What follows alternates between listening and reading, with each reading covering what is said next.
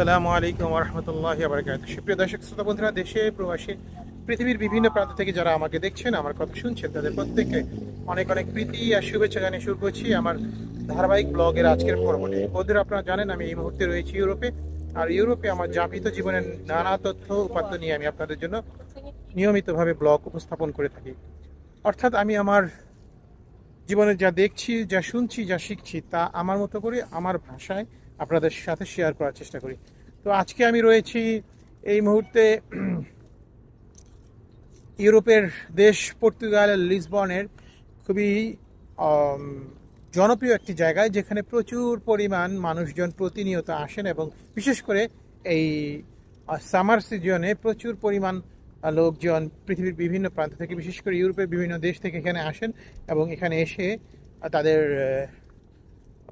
সামারটা উদযাপন করার চেষ্টা করেন।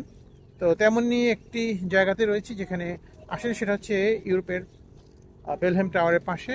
এবং ঠিক আমার পিছনে আপনারা দেখতে পাচ্ছেন পাশে এখানে একটা জেটি, যেখানে প্রচুর পরিমাণ প্রাইভেট এবং পাবলিক নৌ বোট বা বোট, যেটা মাধ্যমে মাছ ধরে অথবা কেউ কেউ যদি সমুদ্র বিলাস করতে চায় এখান থেকে ভাড়া নিয়ে যায়। তো এখানে দুই ধরনের বোটই রয়েছে। অনেক ধনী ব্যক্তি যারা রয়েছেন পর্তুগালের বা লিসবনের, তারা এখানে তাদের প্রাইভেট বোট নোঙর করতে পারেন। পাশাপাশি এখানে কিছু বোট রয়েছে যেগুলো পাবলিক বোট, অর্থাৎ আপনি চাইলে নির্দিষ্ট পরিমাণ ভাড়া দিয়ে এই বোটগুলোতে একটা নির্দিষ্ট সময়ের জন্য ভাড়া নিয়ে আপনার বোট বিলাস বা সমুদ্র বিলাসটা সম্পন্ন করতে পারেন। তো আমি আজকে এখানে আসলাম এবং এসে এখানে ঘুরতে ঘুরতে এই দৃশ্যটা আমার চোখে পড়লো। ভাবলাম যে পুরো দৃশ্যটা আপনাদের সাথে শেয়ার করার চেষ্টা করি। তো আপনারা আমার পিছনে দেখতে পাচ্ছেন বোটগুলো রাখা রয়েছে সারি সারিভাবে। এটা জেটি বলা যেতে পারে, এখানে নোঙর করা হয়েছে। তো আমি এই মুহূর্তে রয়েছি এখানে এবং আপনাদেরকে এই জায়গাটা ঘুরিয়ে দেখানোর চেষ্টা করছি। তো সাথে থাকুন এবং দেখতে থাকুন।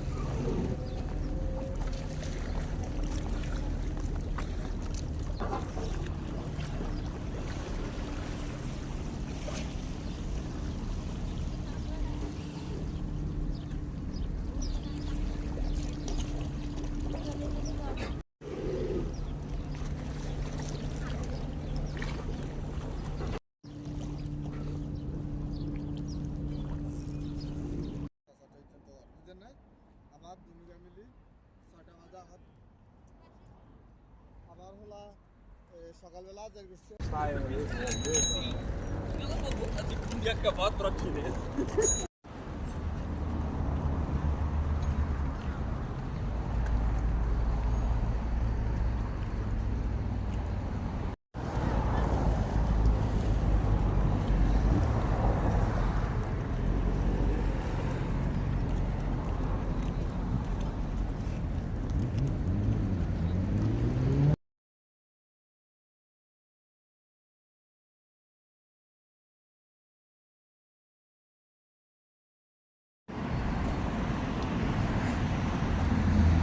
ওই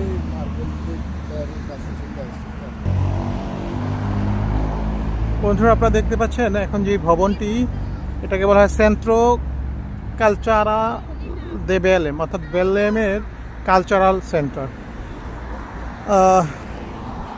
বেলেম সম্ভবত একটি কালচারাল বা সাংস্কৃতিক কেন্দ্র হিসেবে পরিচিত। এটাই হচ্ছে সেই সাংস্কৃতিক কেন্দ্রের ভবন, যেখানে সব ধরনের সাংস্কৃতিক শিল্প সাহিত্য সংশ্লিষ্ট বিষয়গুলো পরিচর্চা এবং পরিচালিত হয়। তো আপনাদেরকে এই ভবনটি দেখালাম।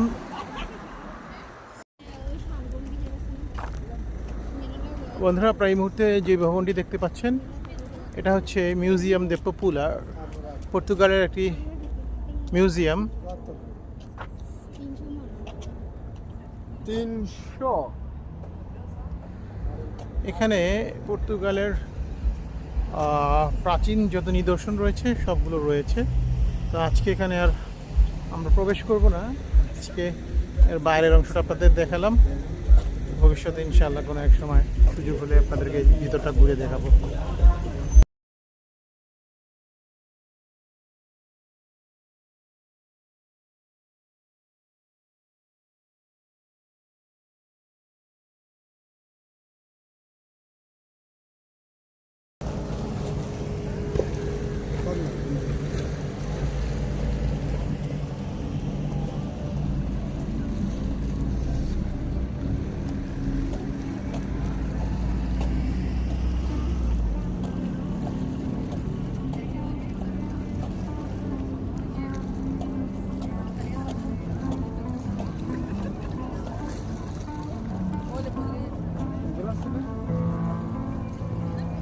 মুসাফির বন্ধুরা, এই মুহূর্তে আমি দাঁড়িয়ে রয়েছি যে স্ট্যাচুটির সামনে বা যে স্থাপত্য শৈলীটির সামনে। এটা হচ্ছে পর্তুগালের লিসবনের একটি আইকনিক স্থাপত্য শৈলী।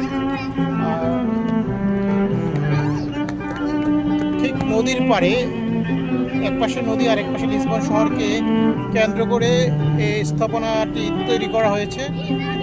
এটার থিম দেখানো হচ্ছে পর্তুগালের একেবারে শুরুর সময়টা, অর্থাৎ যখন পর্তুগালের লোকজন বাণিজ্য করতো জাহাজে চড়ে, সেই সময়টা থিমটাকে তাদের এই স্থাপত্য শৈলীতে ফুটিয়ে তোলার চেষ্টা করা হয়েছে।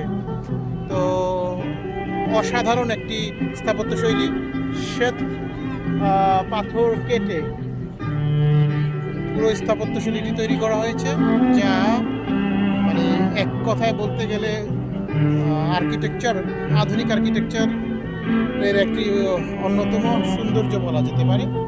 তো এই স্থাপত্য শৈলীটি সম্পর্কে যতটুকু সম্ভব আমি আপনাদেরকে জানানোর চেষ্টা করছি, সাথে থাকুন।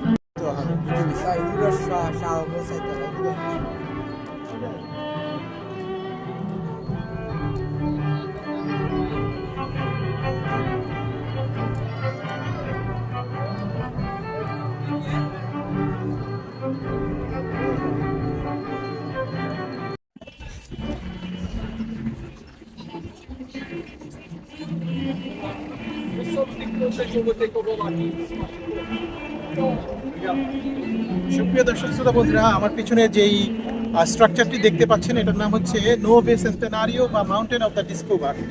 তো এই স্ট্রাকচারটি বেসিক্যালি এখানকার পর্তুগিজদের যেই ট্রেড, তারা যে বিশ্বব্যাপী তাদের ব্যবসা পরিচালনা করতো এবং এখান থেকেই সেটার কার্যক্রম পরিচালিত হতো, শিপগুলো ছেড়ে যেত, সেটার ঐতিহাসিক নিদর্শন স্বরূপই তারা এই স্ট্রাকচারটি তৈরি করে এবং এটা এখন পর্যটকদের জন্য খুবই চমৎকার একটি নিদর্শন হিসেবে স্টাবলিশ হয়েছে।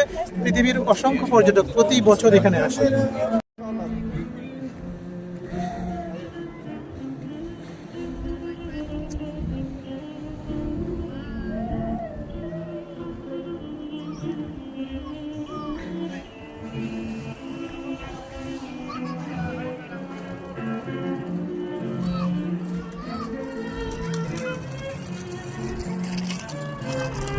সুপ্রিয় দর্শক শ্রোতা বন্ধুরা, আমার আজকের ব্লগটি এতটুকুই ছিল। আশা করি আপনাদের ভালো লেগেছে। ভালো লাগলে লাইক, শেয়ার, সাবস্ক্রাইব করে সাথে থাকবেন। আপনাদের কোনো মতামত থাকলে আমাদেরকে জানাবেন এবং অবশ্যই সাবস্ক্রিপশন বাটনটি ক্লিক করে দিবেন। তো ভালো থাকুন, সুস্থ থাকুন, সত্য এবং সুন্দরের সাথে থাকুন। আল্লাহ হাফেজ।